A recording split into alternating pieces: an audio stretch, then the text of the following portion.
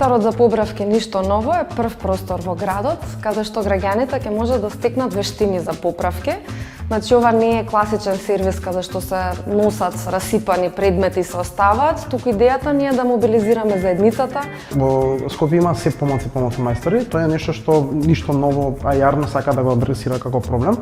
Ние во текот на декември имавме отворен повик за регистрирање и мапирање на мајстори и луѓе кои имаат хоби за некакви поправки, ќе можат да имаат некакви едукативни работилници во Ништо ново, каде што ќе можат своето знаење да го пренесат на помладата генерација. Никогаш од 3 уреди се правеше еден, а денес полесно е да се купи ново, отколку да се поправи старото. Но тоа води кон огромни количини на отпад.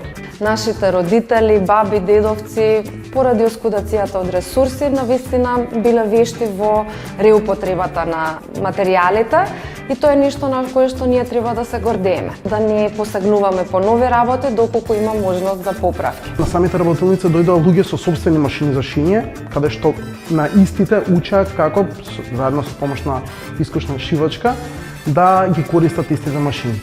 Значи, ги имале дома, но никогаш не ги користеле. Покрај посетата на обуки за шиење, поправка на електрични тротинети, одржување велосипеди и други вештини, во центарот може да се изнајмува алати и машини и да се врши размена на предмети и облека.